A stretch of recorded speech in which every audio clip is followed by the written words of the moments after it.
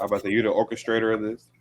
I am the orchestrator. So I have a virtual assistant, but she is out. And so I'm Hmm. not even sure. She's been out for like a week and a half. She's having some stuff going on, so it's fine. The show got to go on. We got to keep, we got to keep moving. So it's all right. It's all good. So I'm rooting for you. thank you. I'm rooting for you. So, okay. Hey, family. It is your girl, Michelle Franklin, Mrs. Michelle D.I. You know how I do it. It's Miss Divine Intervention, honey. I am here because what? There are no coincidences in this world, only God's divine intervention in our lives. And I met this beautiful spirit just last week. I was at a networking event, guys. And let me just say, let me plug my girl Toya real quick, honey. The networking event was amazing. And this is why you need to get out there and put yourself out there, honey. Go to some different networking events because you never know who's going to be there. So I met this beautiful spirit. Mr. Christopher Hawkins is in the building. He calls himself an architect. I call him a jack of all trades. I do my best. Why not? Why not? That's all we're here to do. Is be the best and do the best that we can in this world on this side of heaven, right? Right. So I invited Chris because I was listening to Chris talk and I was like, man, this young spirit got something going on. And it is always one thing that grabs my attention. One is to see young people in positive spaces like this. Because, a lot of young people are like, oh, that's for the older people. That's not for me. But the fact that he was even at this networking event spoke volumes to me. That was number one. And then two, Toya asked everybody to get up and, tell a little bit about themselves and their business and everything. And so I loved what this young man had to share.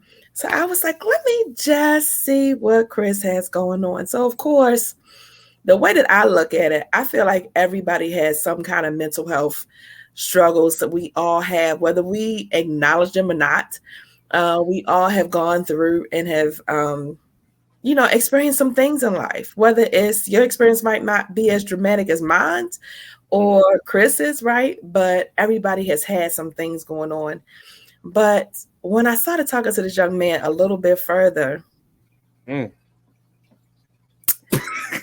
going to get into it. I was struggling because I got my hair retwisted. And every time I put my glasses on, they get caught in a dang twist back here.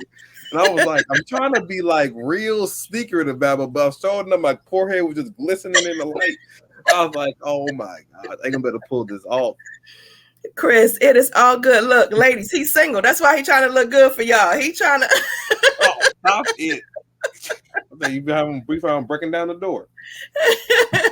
Chris trying to pull it together for you. Chris, you look amazing. You all right, honey? I look a hot mess. I just threw on a random shirt. I got a Tom and Jerry shirt on. Again, I'm prepared for this. Let me tell you something. Oh, is that you, Chris? Look, is that you?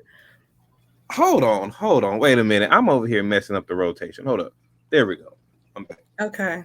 All right. Look, back again. Back again with another one.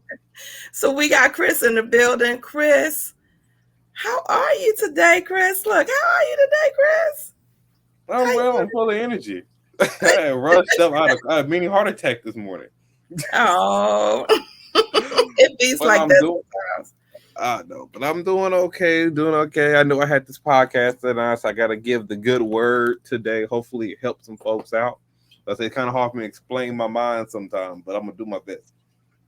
That's all right, Chris. You know what? I always say this is just two good people, two beautiful spirits having a conversation. That's all that it is. That's probably going to help some other people. Right. Right. So, look, no worries. Again, this young man is Christopher Hawkins, guys. He is a videographer. He is, what else you do, Chris? Tell us a little bit about yourself. Let me let you tell it.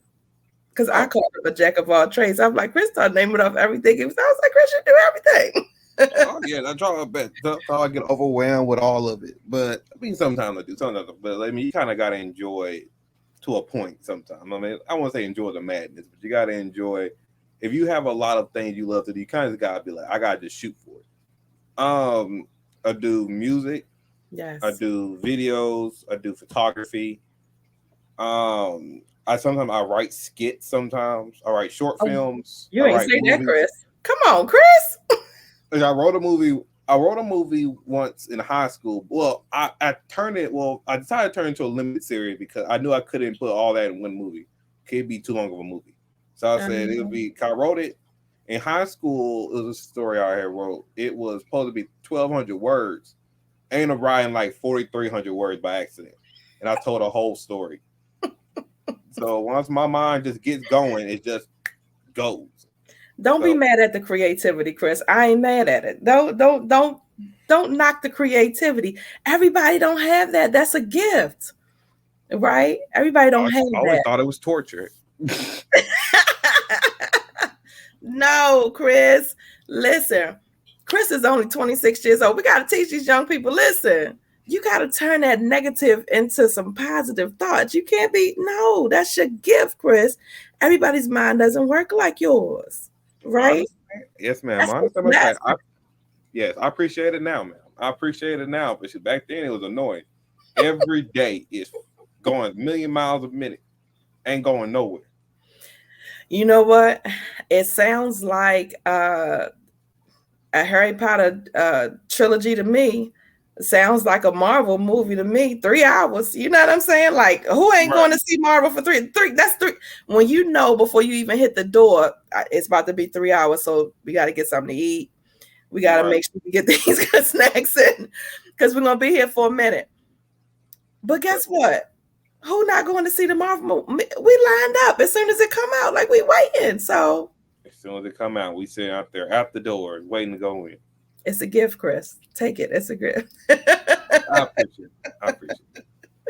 So listen, we're going to talk a little bit about today. This is called finding your way to self-love.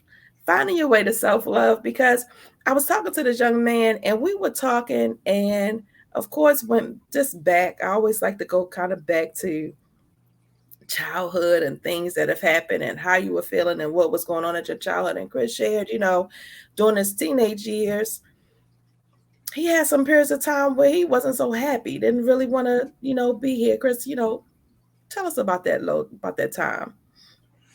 Oh, let's see. I believe it was.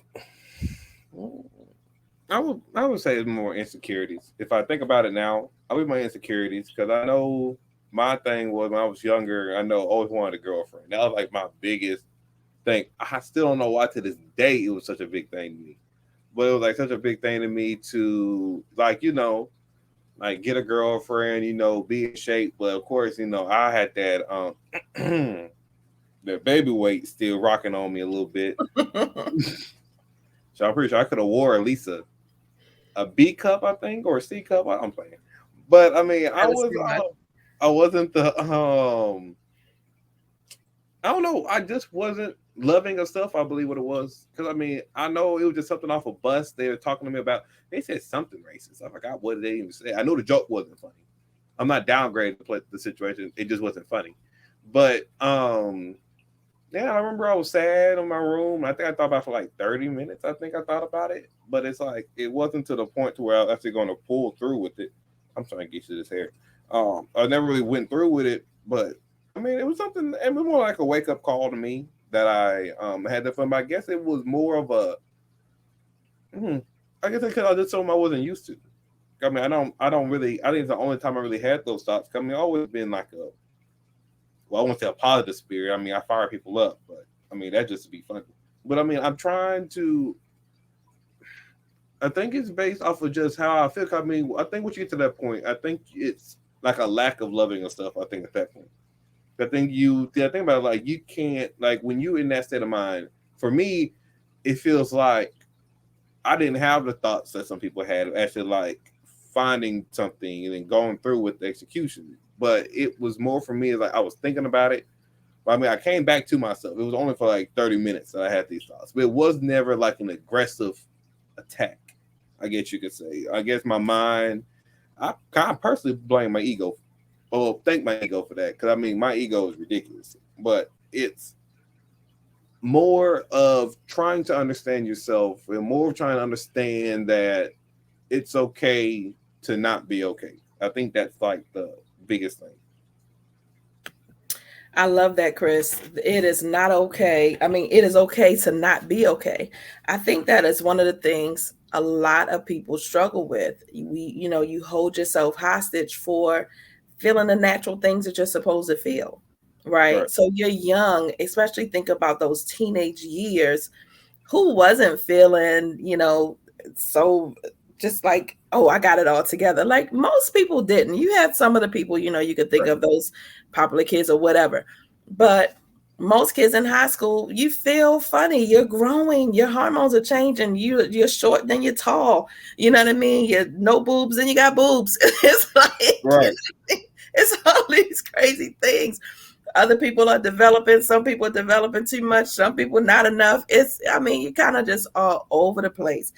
And so, but I think it's important to recognize that you had these thoughts. I remember being a teenager myself. That was one of the things. I'd had a situation that happened, and I was just like, I started thinking about, suicide. I started just, I just wasn't in a good space for a little bit, and it is this overwhelming feeling that you feel like maybe things are not going to end. It's always going to be this way, you know, and it can be very overwhelming, but self-love is so important. I want to give a definition for self-love.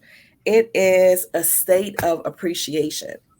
It says a Okay. state of appreciation for oneself that grows from actions that support our physical, psychological, and spiritual growth. Okay. And that's huge. That's huge. But we got to get there, right? We have to Right. get there. Like, we don't come out just like, oh, yeah, I love myself. Oh, Right. yeah. Especially if, you don't have the environment. Maybe you don't have positive people around you, or as a teenager, did we even communicate and talk about our feelings? No, not really. I mean, get you like if it's your friend or something, but shoot, 9% of the time y'all about messed up together, so that's why y'all stick together. Exactly. It's like not even so much. And so you're not even communicating how you're feeling. And so if you did have a support group, or if you did have somebody that might, help you along the way, they can't, because you just suffering. I call it suffering in silence, right? Right. So nobody was there to help you. So I'm glad that you were in that state. You came up out of it. But then we fast forward a little bit further, and we talked about you getting to your 20s. And so Mhm. then you had this other episode. So tell us a little bit about that. Now I'm going to say this because every time I think about it, I'll be thinking about it, and I'm sitting here thinking like, what am I really going to like? How am I going to? Let's see here. Well, I believe personally it was from not loving of self. Now I remember I had an ex. I'm just gonna say this now. There is nothing wrong with my ex. Because I put a start explaining stuff, and people are like, oh, she no, no, no, no, no, no. I had to forgive myself and her at the same time. I had to forgive her first, then I forgave myself. Because I know when I was in that state of mind, it was not her fault. Cause I know I was sitting there on days, weeks, and months is blaming this woman for my problem, which is Mm-hmm. not fair at all. She did nothing wrong. To me personally, she did nothing wrong. I remember I was in a relationship with this girl, with a woman. I can't say this girl. I had to grow. I had a relationship with a woman, and we dated for I think a year and a half. But the problem was, I filled her with the empty spaces in my, I would say, my soul Yeah. or my heart. And I What do remember I you mean didn't. by that, Chris? You filled her with the empty spaces. Well, I wasn't. I mean, I wasn't always like. 'Cause I mean, I could always like play off if I was feeling bad, but I didn't really know what feeling bad was. But I think I Mm-hmm. was oblivious to my emotions. I think like I never opened up that box of emotions. It's like I had emotions because I laughed and but I never was like deep in my emotions. Like, oh, I'm like lonely or I'm like depressed. I may have been depressed back then. I just didn't know it. Because sometimes I don't think people like when you get into a depressive state, sometimes you don't know that you're depressed. It just become a natural feeling that you just walk with instead of trying to fix it. But it's kind of hard to know you need to fix. You know, they're saying like if it's not broke, don't fix it. But if you don't know it's broke, how you supposed to fix it? Surely. So yes, I remember when we broke up. Oh gosh, the wild thoughts I was having. I'm it's funny now. It wasn't funny then. Of course. I remember I had thought one time because my sister had told me that she was dating somebody. Oh God, it sent my anxiety. Every time I thought of her, it made my anxiety go through the roof. Every time I seen her, it made my anxiety go through the roof. I just get an instant panic attack. Mm-hmm. And I remember she was dating a race, and for some odd reason, for 3 months, I thought every person from that race was talking to me. Oh no! I don't know what they look like or nothing. It's like when you get in that mind state, it's like you don't know what to believe. Yeah, now it's funny now. It wasn't funny then. I'm thinking like, Chris, there ain't no way. But like the thing was, I had to build myself up from the inside out. Like I couldn't use like alcohol. I couldn't use other needs or necessities to, fill because mine was drinking.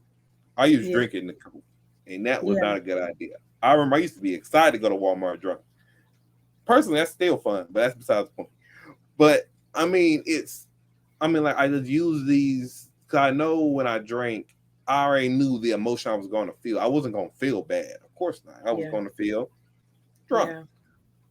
But that's not. But it just. And when you say that real quick, it is more so of the numbing, like so that you're not actually feeling what you're feeling. Of all of the emotion and everything, it was really a numbing, so that you didn't feel. Correct. Right. All right. I was just feeling. I just knew. Like I knew I was. For one point, even when I was in a relationship, I remember I was collecting bottles. I had like a whole stack. Like I was buying liquor for the bottles. And I had I had 20-something bottles under my TV stand. I was just collecting bottles from. And I know, and she was trying to get me to stop drinking.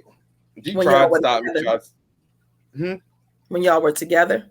Yeah, she tried to get me to stop. That's why I was saying she did her best. That's what I'm saying. I don't feel nothing towards it now. I wish her the best. But see, I had to get to that point. But if she tried to get me to stop, I wouldn't stop drinking. I would keep drinking, and she was trying to beg me to stop. I just wouldn't stop drinking. I don't know. I think because I just didn't know how to my most. Like if I felt bad about something, I wouldn't really talk about it. I would just hold it in. And eventually, it kept building and building and building, and then finally, like I talked to my mom, my great grandmother about it. But that was the start of it. But see, we were still together when that happened. So then I had to build off of that over time. Then it was the breakup. Then it was all this other stuff. And it kept going and going and going. So, it eventually took, oh gosh. I understand when people say depressed. Yeah. And I understand that they're anxious. But also I feel like you got to have. But my thing was, I had my great grandmother talk to about it. But also, it took me to actually step back out the situation and be like, let me step back. Because eventually I know I was drinking every day, and I knew I stopped cold turkey for 3 weeks. I was drinking every day. I stopped cold turkey for 3 weeks. I said I'm going to stop drinking for 3 weeks. I stopped drinking for 3 weeks. And I remember I started eating better. I started working out more. Started doing other stuff. Trying to get back to myself. I know my ex was trying to talk to me about it. I couldn't talk to her. Like every time her name popped across my phone, I'll get like a panic attack. Now if I seen her today, I don't know if I may get like a smidge of a burst. But back then I couldn't even move. I had a panic attack at work one time thinking about it. I was like 50 feet in the air on my machine. I was just stuck. But it's like I had to realize that I have to be more loving of self. That's what I'm saying. Like she tried to help me. She really did. Like I don't blame her for nothing. Like she tried to help me. I just wasn't that when you get in your own way, it's kind of hard to explain it. So it's more of a growth past that. And people call me crazy all the time. Like, not over no woman, Chris. I mean, one, that was like my first like real relationship. Sure. And then I didn't really know. I don't know. I think I just wasn't loving myself enough. Now my love of self is ridiculous. I blame. I mean, my ego is through the roof. But it's that I had to find things. I had to eliminate the alcohol for myself, eliminate her for myself, and I had to just live with the emotions of the emptiness.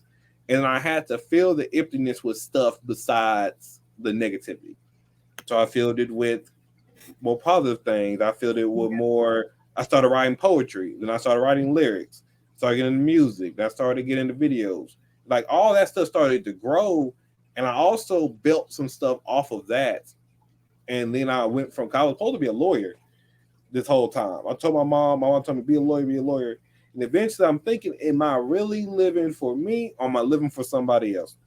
Then I decided to not stop going to school. I'll get my bachelor's degree in I think in a month and a half or so. But I'm not going to school. Thank you. But I'm getting it from UT Tyler. I'm getting myself a bachelor's in management.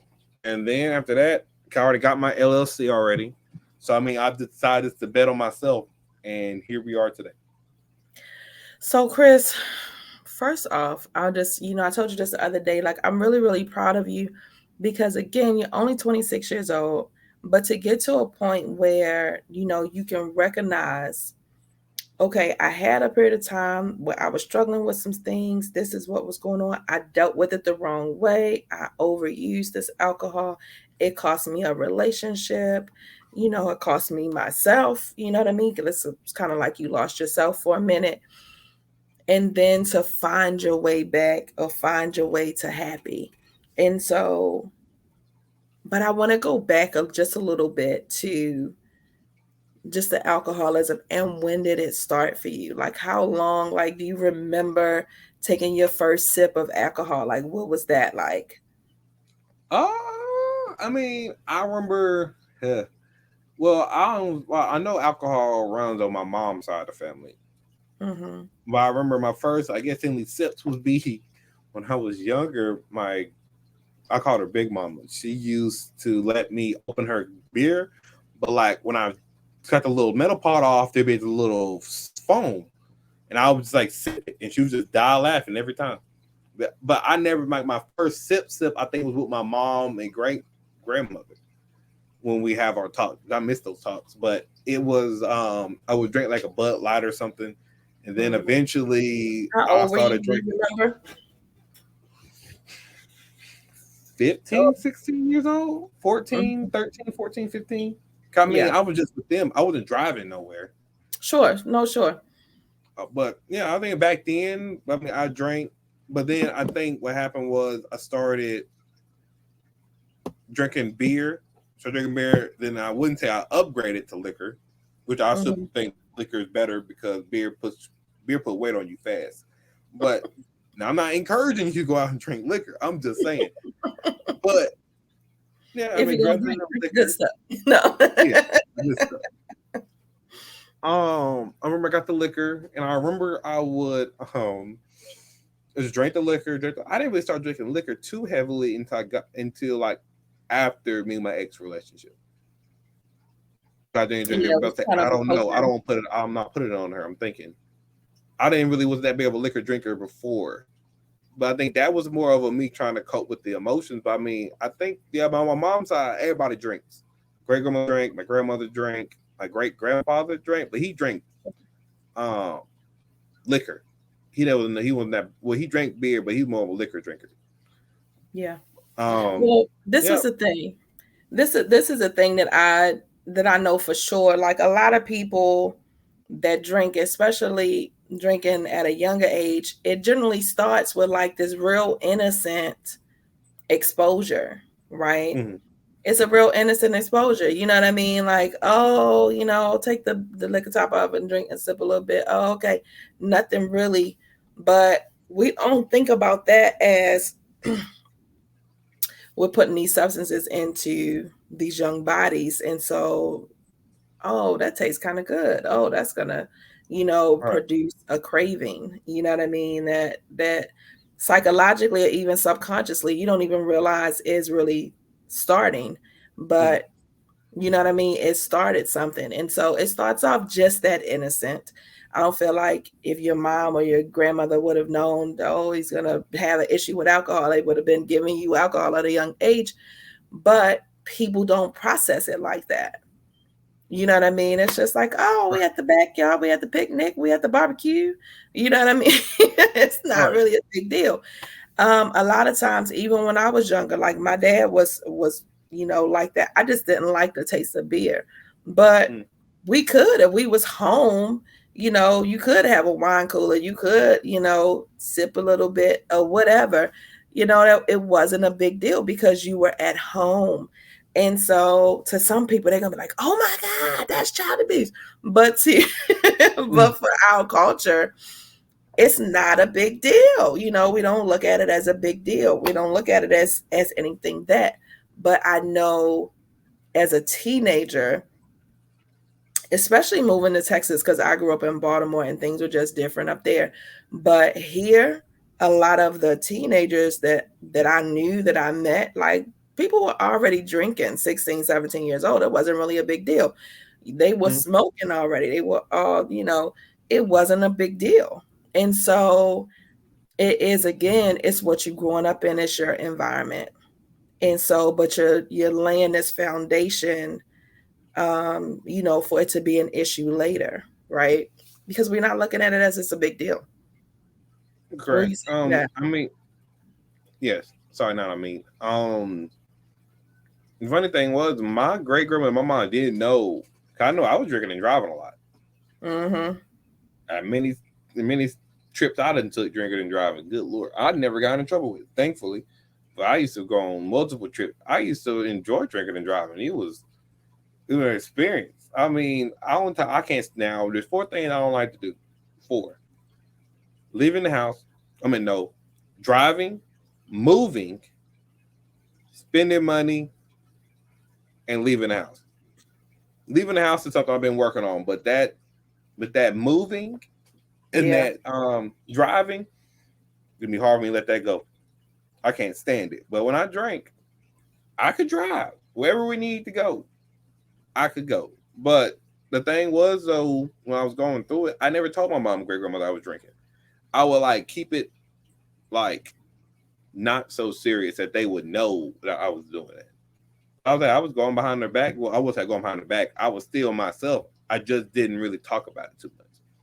Yeah. But I mean, it was just like I said, it was just a natural feeling, and I got to the point to where I enjoyed being numb, and that's where I think it went left. Like when you start enjoying being numb to things, you tend to want more, and that's how alcohol goes. Like, think about it, you build up a tolerance. Now, I'm a lightweight now. I can't. I drink one beer and I'll be almost about to die. But back in the day, I don't even know. But on birthday, I think they could have beat me. Would be like one of my friends. I think the only person that could have beat me. But past that, you couldn't beat me. You know what? I feel like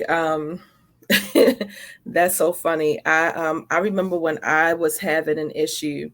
Mine was after a divorce. A lot of times it happens, or you might not even feel like you have a problem, but it happens after, a heartbreak or something, something that's happened in your life that you're feeling very overwhelmed. Mm. Again, it's a coping mechanism. It is, something that it takes you away for a minute. You can forget, you can feel numb. You don't have to have all of these feelings. Most of us do Correct. not want to feel all of the feelings. Right. It's too much. And so, it is an escape. I know for me, after my divorce, I started drinking. I did not even realize that I was drinking as much as I was drinking. And I literally just talked to a friend of mine's, because I feel like this person saved my life. I think if I hadn't had the conversation with this person, then I probably would have, I definitely, I don't even want to say probably, I definitely would have had a long-term issue. But for me, it only lasted a couple months. But this person was like, hey,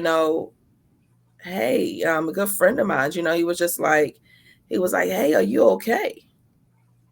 And you know how you be trying to pretend like you fine, you out, we were at a party. Oh, yeah, fine. Right. He was like, you smiling, but you don't. Really Yeah, it was almost like he saw into my soul or something. And it was crazy because I was out and around other people. I was, you know what I mean? Like I thought, in my head that I was faking the funk pretty good, pretending like I was okay pretty good. I was, doing all the things I felt like, I was supposed to be doing while I was out faking the funk. But apparently, he saw right through it. And I think with him seeing it and saying something to me, and I was like, this really isn't me.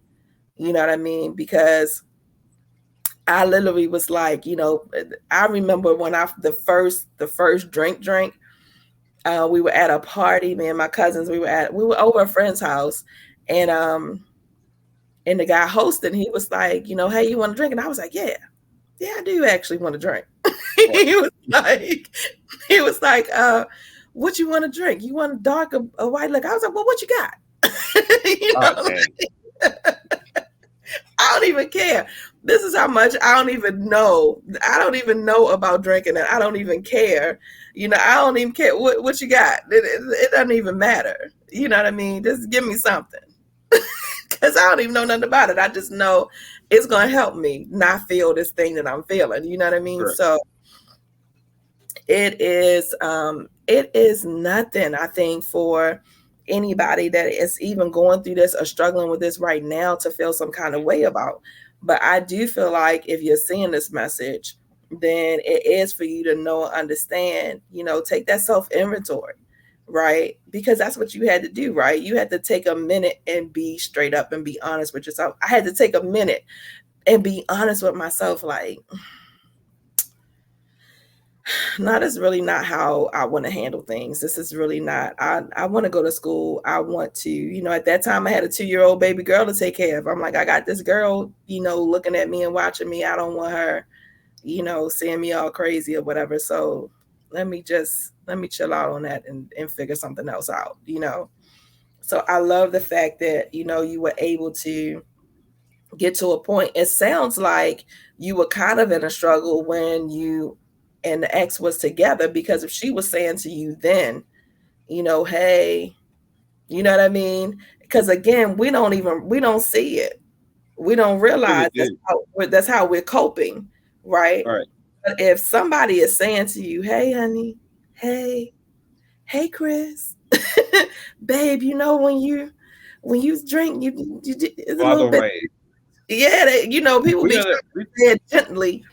Yes, we had arguments about it. We would have arguments about my drinking, and I'm sitting here like I was like, now it never clicked, right? Back then, it never clicked because you were so offended, and you wanted to continue drinking, right? You didn't want to stop drinking, right? I'll be like, I'm not even drinking that much. Like I'm thinking, like I'm drinking a whole lot. I was drinking a lot. I was drinking a drop. It was bad, but I mean, I just didn't know how to express my emotions or the I used to feeling that way.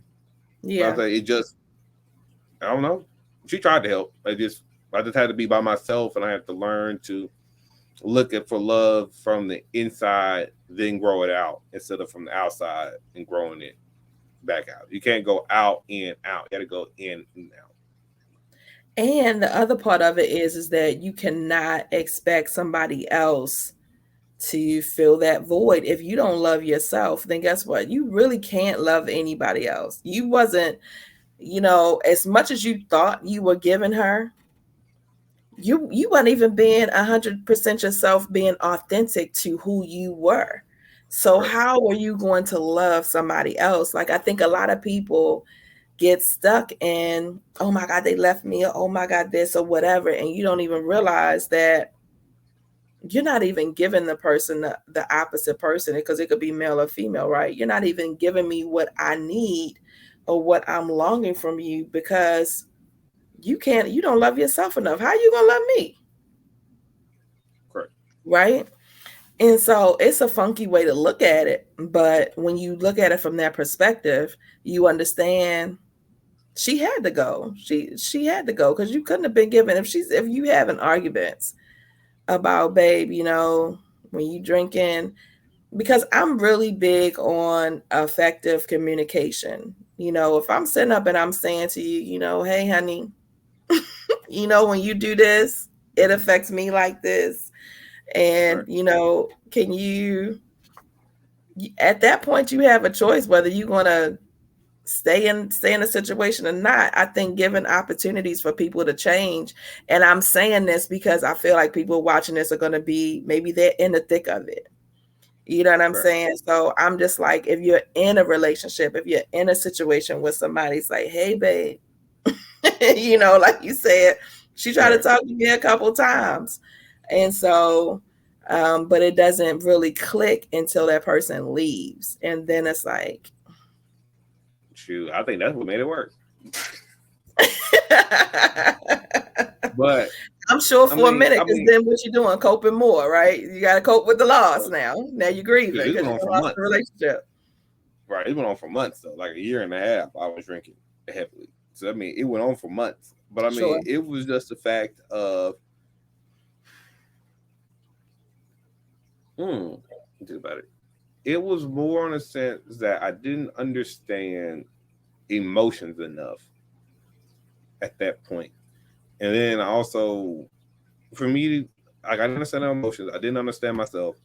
So, like I told you, was it yesterday we had the conversation? Yes. I remember.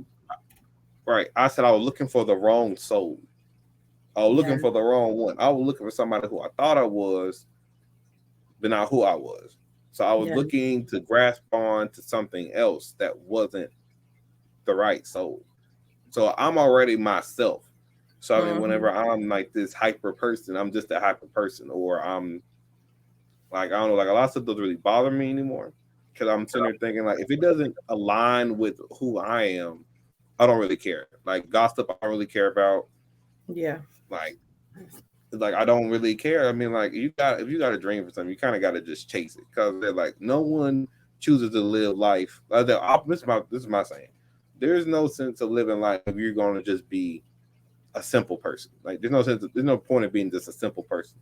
You might want to do something extraordinary while you're here. You ain't got nothing to lose. I love that, Chris. You might as well do something extraordinary while you're here, honey. And why not love yourself? That is an extraordinary thing, honey. All of us can learn to do. So I love this. I love this. So tell me, you said it lasted a year and a half. So the people need to know, like, what did you do? How did you realize, okay, it's a year and a half done passed. What is happening that you're like, look, Chris, get yourself together. What happened? I know I started writing. I don't know if it's before or after. I was still drinking. I remember I started writing a lot more. I believe it was more based off of. Hard for me to say. I can't. How did I really get out of it? I know I started the 3 weeks thing before this. I believe I just realized that what I'm doing wasn't right. Like I said, if you don't know it's a problem, how you supposed to fix it? Like I had to step outside myself to look at the situation, to get back in the situation. I had to step away from myself and like think about the stuff I'm doing, and then does it align with what I'm trying to achieve? Because I said there's people out there, I'm sure, that are thinking they're okay. Let's say I'm gonna have one glass of wine before I go to bed. I mean, you got to think about, like, if you can't detach yourself from it, it's an addiction. Like sometimes, like now, I would go like 2 weeks without drinking. Like if I feel like I'm drinking too much, I'll just stop cold turkey. I'll just stop, and then I would just not drink at all. for like 2 weeks, and then I'll start drinking again. Then you have to also realize that it can also be but say I'm gonna say, drinking is not bad. It's not what you do, it's how you do it. So I mean, if you drink like once a week or just like every so often you drink, I feel like that's fine. No sense of like, no, of course don't drink and drive, but it's okay to have a drink, but it's not okay. Yeah, I feel like there's two different types of drinkers in the world. There's people that drink to forget and drink to have fun. A lot of people got the two mixed up. Mm-hmm. Because either you drink for fun or you drink to forget. That is so true. The statistics on alcoholism and, just coping, of course, this is statistics from NIH, National Institute of Health. And this is 19.1 million African Americans, people ages 12 or older, reported that they've had a drink in the last, that they're drinking. And so again, it started at this young age, and then you come up, everything I feel like in moderation is fine. Like we all have these addictions, but any and everything in moderation. But when you find yourself, like you said, Chris, like I have to have a drink or something happened, it's almost like it's the same. I look at drinking addiction the same as a food addiction. I have a food addiction. Whenever something is going crazy with me, I'm like, oh, I need to get me some French fries. Right? I need to get some mozzarella sticks. I need to get some, right. Like, it's a problem if that's like the first thing that you think of, and then you're like, oh, and you're eating and eating and eating and eating, and then you wonder why. It's the same thing. It's like something clicks. It's that getting the feeling of the dopamine fix from something else, from something healthier. And so I think that's what the writing was doing for you. Like, it seems like it served you, you know what I mean, on a level of satisfaction where, it made you happy. So then you're not searching for this external happiness, and started realizing that you can get the happiness on your own without this, without the drinking, without the whatever else. People have sex when they're upset, people eat when they're upset, people drink, people smoke, you know what I mean? Some people do all four. So it is that thing, you know what I mean? It is that thing, I feel like. But once you're aware, and I think that is another part that I feel like, really happened with you, is that you became aware. We walk around with these blinders on for God knows how long. And it's just like, why are you saying that to me? Why are you talking about I'm drinking? I'm not even drinking that much. I'm not smoking that much. I ain't eating that much. You know what I'm saying? Like, you get offended, right? When somebody's trying to help you. And so it gets to a point where some people are like, you know what? Well, they'll figure it out themselves. And it may take a year and a half. It may take, months. For me, that little guardian angel is what I call, my friend was a guardian angel for me. It took that one thing. Some people would have been like, what? You crazy. I ain't doing what? I'm good. Right. You know what I mean?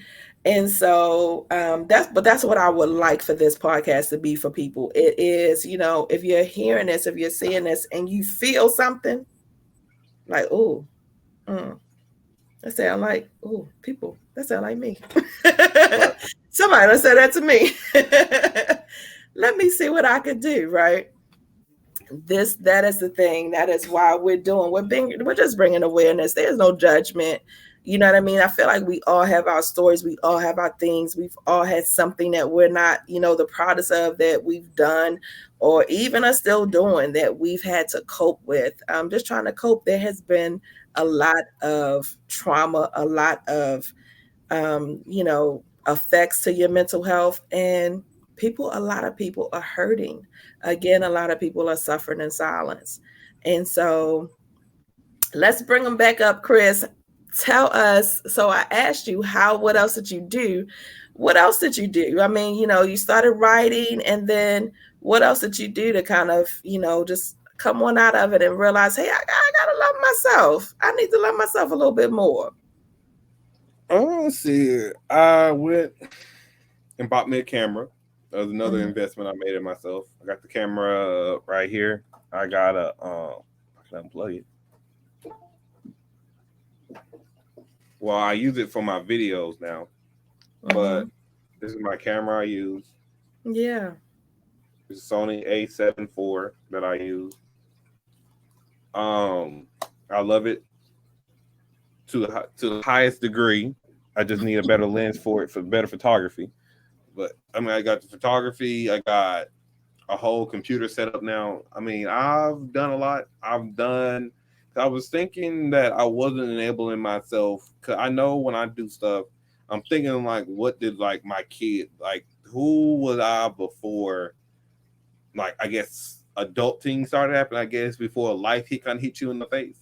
But I Yes. mean, like the kid, I'm doing this for kids, and like personally, like for me, I feel like kid me is like never asked for like all this pain and suffering. I feel like kid, all I wanted to do was just be crib and do just like random stuff. So I'm sitting there thinking, where does that like you can't lose your kid self. Like you can't look once you lose your kids, I feel like you're just like everyone else. I feel like you're not really you're just living out here. Yeah. Yeah. The dreamer. It's like, it's the dreamer in you. Who do you feel like you want to be? Who do you want to become? My thing is, as long as you're still on this side of heaven, you still have time to do that. You know what I Correct. mean? So why not? you know, you mentioned earlier about, your mom wanting you to be a lawyer. I think that's something that really happens to a lot of people. My good friends, I listened to a podcast, and it's aired on Clubhouse. They every day. It's a room on Clubhouse. Black Coffee, Honey, and Grits, and we were talking about this in that room where they were talking about you know being something that somebody else is wanting you to be, Mm-hmm. especially like your parents. You living out, like, who are you? Who? What do you want to do? Are you living for you, or are you living for other people?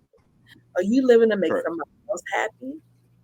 Because that'll definitely drive you to drinking too, right? It'll drive you to, like, I don't even want to be this It, person. I don't even know who this is. Like, who am I now? I done lost myself in somebody else's dream. And some people just get stuck there and then they die. No. you know, while you're on this side of heaven, the name of this podcast is Finding Your Way to Self-Love, Finding Your Way to Happy. It is because you are meant to be here and be who you were called to be. Your true authentic self. Chris, your true authentic self is what? A creative, right? correct. Your mind is creative. So, I mean, a creative and a lawyer, they don't go They all bounce together. together. Right. right. Because like I said, I had to but see the thing is though, you kinda have to I'm gonna say it.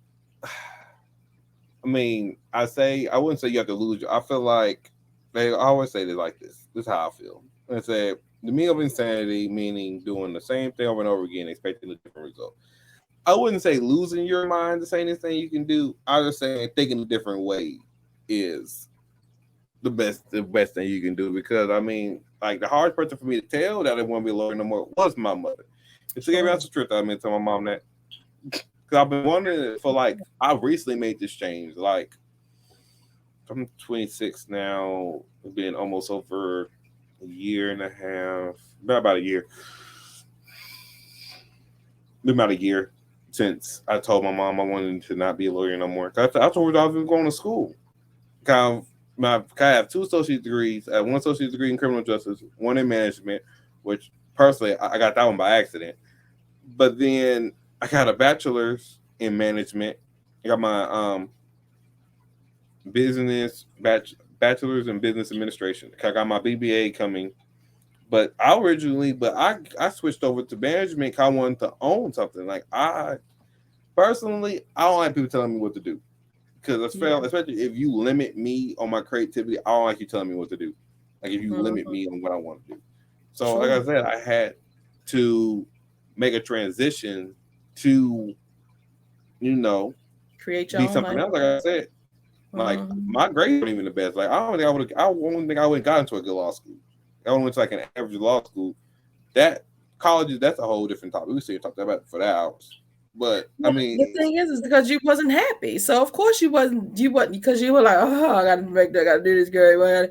But imagine when you're doing something that you love or something that you want to do, something that you want to learn, you're gonna approach those tests. You're gonna approach, even going to class differently. You're gonna be happy to go to class. You weren't happy to go to class because that wasn't what you wanted to do. I wasn't. I mean, shoot, I remember. I'm gonna tell this drunk story. Do you mind? I remember I had those the 4 wine things you had in the little bottles of wine, like this wide, like oh this yeah, big, the little surely little Cedar Home bottles rather. Yeah, I remember I had drank 3 of those bottles before I went into class. Oh, you know what Kahoot is? No. Kahoot is like a thing where it's like if you're a student, you can use your phone and you can like answer questions off your phone. Like there'll be a question on the monitor, and then you can answer off your phone with 4 different choices, and you pick one with your phone, and you will pick it at the very end. It'll show you who got it right, who got it wrong. It would show like green or red if you got it wrong. I think it's been a while since I played. I remember I was in there. Now, I don't think I was drunk, but I was going toward the top. Now, mind you, I'm in class. Right. And I remember I was in there. You know what? Because there's like first, second, there's about 14 people that played the same game I did. Now, mind you, I'm three little bottles in. Do you know what place I came in? What? Oh my goodness. Came in second place. And I was getting all the answers right. I was like, I didn't know I knew this. That's the thing. You know what? I feel like that is the hard part about even recognizing, that there's an issue. It's almost like you said to your girlfriend, I ain't even drank that much. I ain't really do, because you're feeling like I'm still killing it. I'm out here. I'm still doing what I need to do. Right. I'm still, you know what I'm saying? I'm still making things happen. But my mindset is, if I call it half-assing, if you're doing that great half-assing, what do you want to do when you really put some effort forth?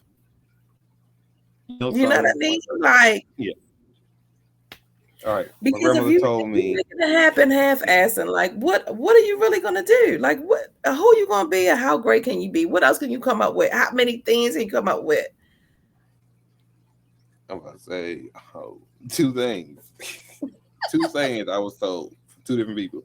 My grandmother told me once, if I put as much effort as I did in the video games, if I put as much effort as I did in my schoolwork as I did in video games, I'd be a straight A student. She used to tell me.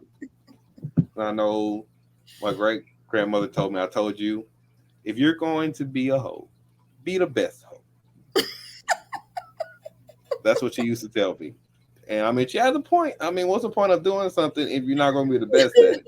Like, no one goes into something thinking I'm going to be average. That's right. That's right. Strive for excellence in each and everything that you do. If you're going to do it, go all the way in, give it 100. I said, but I think people look for that safety net, though. I think it's comfortability. I think that's the main issue people have is comfortability. Yes. I think people get comfortable in situations that don't try to get out of it. This is very true. It's very true. That's very true. Well, Chris, this has been very nice. Oh, well, thank you. I know I'm trying not to. I didn't cuss your podcast, so I mean, I did a pretty good job today. Yes, you did. I want you to tell people how they can get in contact with you in case they want to offer your services. Tell them a little bit, about you said you do photography, you're doing videography. Tell them a little bit if they want you doing some music, they need a video done, whatever. How can they get in contact with you? Okay. They can reach me at my email at bigwillproductions1@gmail.com. You can reach me on my email. I have a YouTube channel. I have two of them. I have a gaming channel, which is bwp1.gaming. Mm-hmm. And then I have another one called Big Will Productions 1. And that's my channel. Now, the game channel, the main channel, I post stuff. I just do, like, I have Zoom videos on there. I have podcasts on there, different things on there. I have an Instagram. Oh, goodness graciously. Now you got me feeling bad. I forgot to know it's off the top of my dome. But I think there's so much of them. Let's see here. But, I mean, ultimately, there's no way I'm this unprepared. See, like, now you got me feeling like I need to start doing better with my life. Hey, listen, if we don't do anything else, we're going to lift you up a little bit, Chris. We're going to... Yeah. Oh, my Instagram is Big Will Productions 1. So it's the same thing. Very good. I had everything be the same thing. So yeah, reach me there. Don't be afraid to send me an email. I'll do my best. Now, mind you, I'm starting out, but I'm gonna give it my best. That's all right. And that's all you can ask for, Chris. That's really all you can ask for. So I'm just happy and excited that one, you got into a place where you are loving on yourself and you realize, you don't want to spend your time wallowing, I call it, Right. wallowing, in your past. And so guess what? Everybody had to start somewhere. And so Right. It starts with that step, honey. You take that first step. I always say, God, take two. You have a little faith, honey. Next thing is going to be like, what Big Will Productions is doing? What? They making a movie? Oh, my goodness. Right. You got to keep striving for it. I'm waiting for the day. Well, honey, Michelle D.I., we are rooting for you, honey. We are rooting for you. Again, very, very proud of you. I feel like, a lot of young people, again, Chris is only 26 years old. So, Chris, you just got here. Like, you have so much that's going to happen, in 5 or 10 years, you could be doing this and then something else comes and it'll tweak and it'll just tighten up. So I just encourage you to continue to keep going, keep dreaming, keep getting bigger. Don't allow perfection to, stifle you or keep you in complacency. Try and try again. The best lesson in life is failure. Right. Right. Correct. Pick them lessons up and keep it moving. So, you have any last words you want to say to the people before we close out? Let's see. Some wise words. Usually I come up with these on the spot. Don't be afraid to chase your dreams and realize that they don't always have to be dreams. There you go. I like it. I don't know if it made sense. I'm confident it made sense. Come through, Chris. That's all right. Well, guys, it's your girl, Michelle Franklin. We out here living our dreams, loving up on ourselves, stepping outside of complacency, looking in the mirror, getting some stuff right. This is what we're doing. Out here in these 2023 streets. Guys, thank you so much for joining us. Again, it's your girl, Michelle Franklin, Miss Community Builder herself, honey. We are loving on ourselves. All is shared. And what? As long as we're on this side of heaven, honey, you got to do it. So if you want to reach Chris, all of his handles will be listed underneath of this podcast. And so, again, thank you guys for joining us, and we will see you guys the next time. Because your girl is out here. Hey, I am aspiring to inspire until I expire. That's what we doing. What you doing, boo? You're doing a good job, man. I think you're doing a good job. Got me out here grinning early in the morning. Very good. Smiling is good for the soul. Love you guys. Till next time. Oh, good.